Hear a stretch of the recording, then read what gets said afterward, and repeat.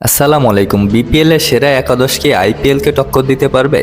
আসুন দেখে নেই আজকে আমার বিপিএল একাদশ আইপিএল কে কতটুকু টেক্কা দিতে পারে। আমি আমার একাদশে icon of the captain Tamim ইকবালকে রাখতে চাই এবং ওপেনার হিসেবে তিনি আমার প্রথম পছন্দ এবং আমার আরেক পছন্দ সেও তানজিদ হাসান তামিম। টুর্নামেন্টের ইমার্জিং প্লেয়ার অফ টুর্নামেন্ট হয়েছেন। এখানে আরেকজন থাকতে পারত, তিনি হচ্ছেন মেহেদী হাসান মিরাজ। আমার খুবই আরেকজন পছন্দের প্লেয়ার, কিন্তু টিম কম্বিনেশন এবং সব কিছু তুলনামূলকভাবে বিবেচনা করে আমি এখানে তানজিদ হাসান তামিমকেই রাখলাম। 11 জনের বাইরে আমি কাউকে রাখতে পারবো না, এই জন্য আসলে আমি মেহেদী হাসান মিরাজকে আসলে ওপেনিং ছাড়া আমি অন্য কোথাও খেলানোর সম্ভাবনা দেখি নাই। এই জন্য আমি আসলে তাকে আমার এই টিমে রাখতে পারি নাই, এই জন্য দুঃখ প্রকাশ করতেছি। তো ওয়ান ডাউনে খেলবেন রীতিমতো টুর্নামেন্টের ঝড় তোলা এবং অ্যাভারেজে শীর্ষে থাকা এবং ফরচুন বরিশালকে ফাইনালে তুলতে গুরুত্বপূর্ণ ভূমিকা যিনি রেখেছেন তিনি হচ্ছেন দাভিদ মালান।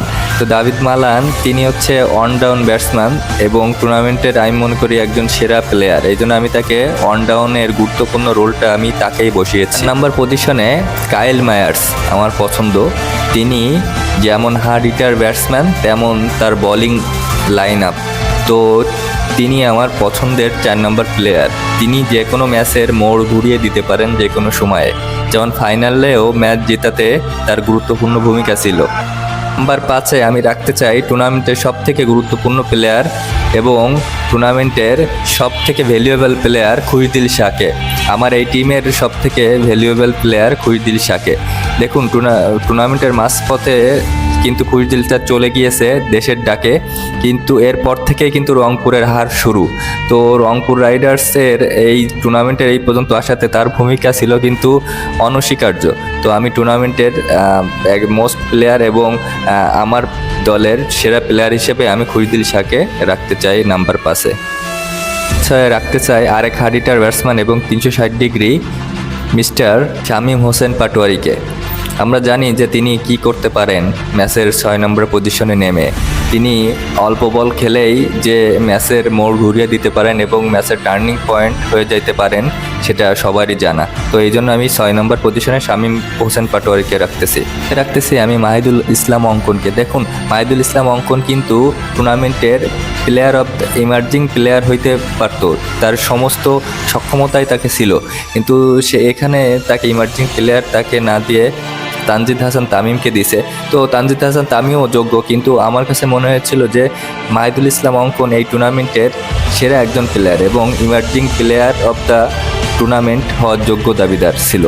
তো এই ক্ষেত্রে আমি 7 নম্বরে তাকে রাখছি। তিনিও তার স্ট্রাইক রেট এবং তার মারমুখী ব্যাটসম্যান দিয়ে যে কোনো মুহূর্তে ম্যাচের মোড় ঘুরিয়ে দিতে পারেন। পরে রাখছি আমি মিস্ট্রি স্পিনার আলিসাল ইসলামকে।